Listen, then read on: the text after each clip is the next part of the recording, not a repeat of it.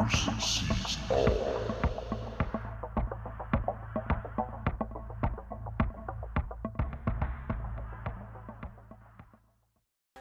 Hi everyone, Bruce Schwartz here. Let's go for a drive with one of my buddies. We're going to Montreal, and we're not going to say where. It's beside Montreal, actually. Either way, we're going to see a radio telescope very close to my own home. For the first time myself, I hadn't realized that it was that. Thought it was a satellite or something, right? Until I realized, so wait a minute. No. And I looked up the company. I'm not going to tell you the name of the company, but I'm going to tell you what they make over there. And it's pretty interesting. You guys take a look at the... Don't worry, we'll get a closer view. But this is along the highway. It's not an area where we can stop. It's in Quebec, on the outskirts of Montreal. So let's get some information about what this place does. Get this. Wide range of solid-state power amplifiers for high-energy physics applications. Solutions for ground-based radar, EW, and jamming applications. Precision antenna systems and components for radio astronomy applications. Key elements for satellite communication systems and ground-based communications also. And the high-performance antenna systems and subsystems for radio astronomy, radar, and satellite communications. Wide range of microwave products for communication, physics, test, and EW application. Encompass microwave and mechanical design for antenna systems.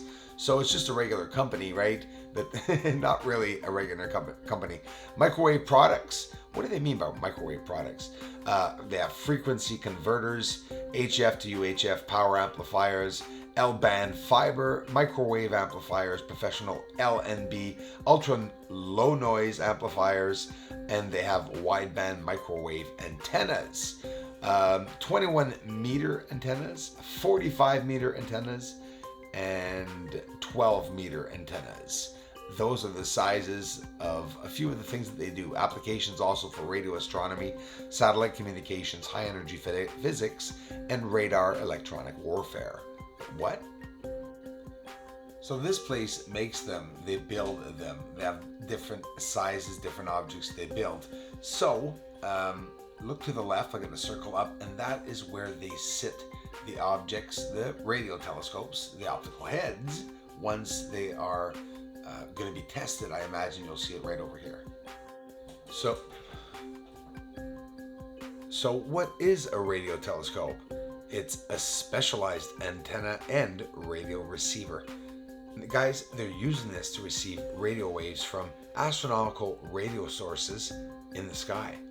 Radio telescopes are the main observing instrument used in radio astronomy. These telescopes study radio frequency portions of the electromagnetic spectrum emitted by astronomical objects, just as optical telescopes are the main observing instrument used in traditional optical astronomy, which studies the light wave portion of the spectrum coming from astronomical objects. Radio telescopes are typically large parabolic dish antennas like you see here, similar to those employed in tracking and communicating with satellites and space probes. Unlike optical telescopes, radio telescopes can be used in the daytime as well as at night. Since astronomical radio sources such as planets, stars, nebulas, and galaxies are very far away, the radio waves coming from them are extremely weak. So radio telescopes require very large antennas to collect enough radio energy to study them, and extremely sensitive receiving equipment. Radio observatories are preferentially located far, obviously, from major centers of population to avoid electromagnetic interference, EMIs, from radios, televisions, radar, motor vehicles, and other man-made electronic devices. An instrument used to detect radio emissions from the sky, whether natural celestial objects or from artificial satellites. Enemy. Right?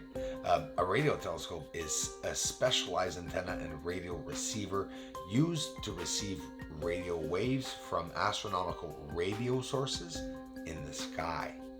So that could be also a good way to detect any spy that would be in the territory of wherever this telescope would be. The daytime moon is not that interesting to film, of course, probably because I filmed it so long, but it's well worth filming it.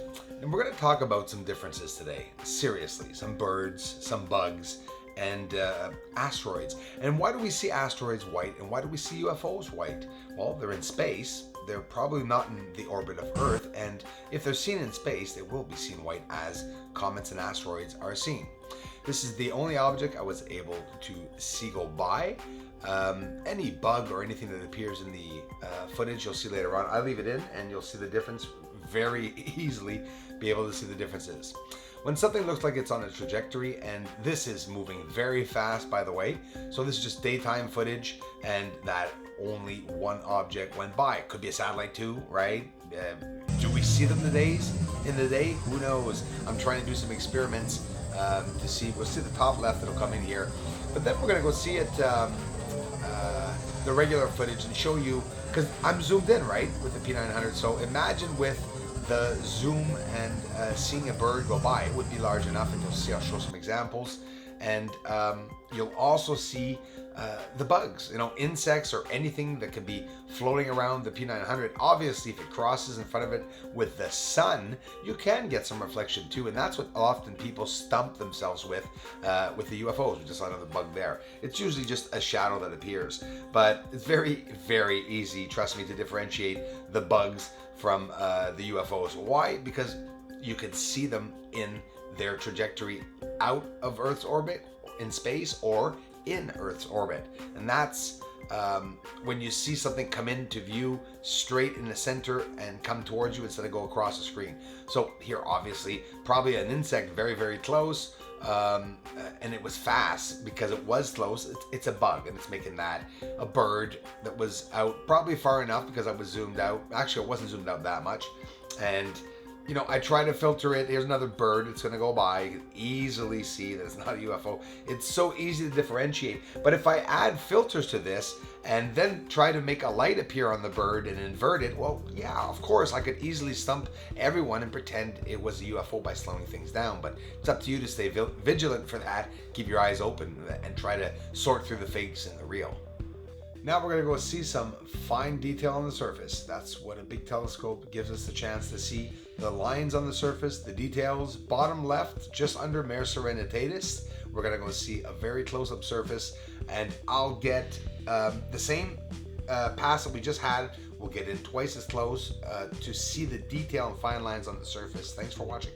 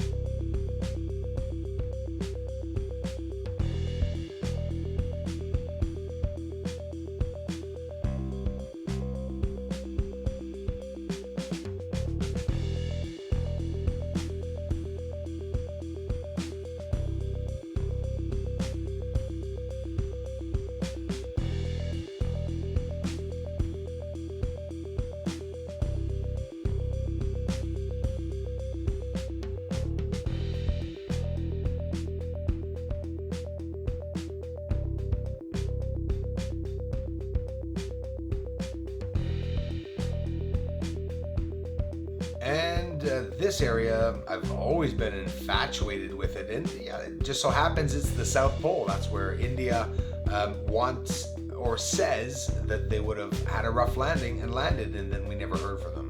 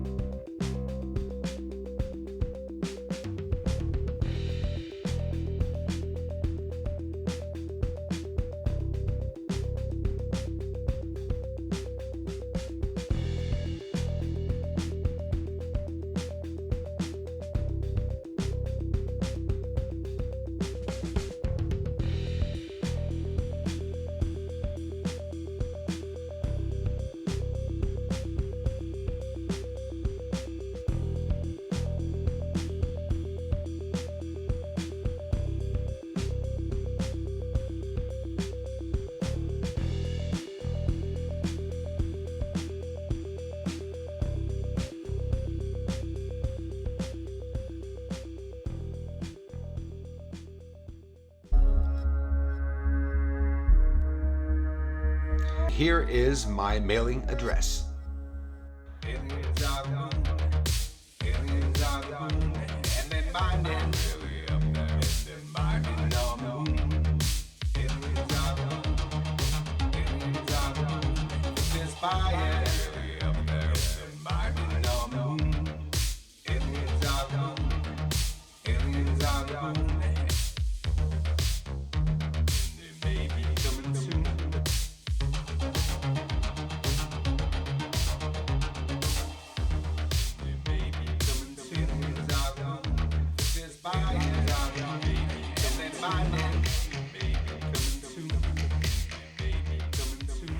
This is Houston. Say again, please.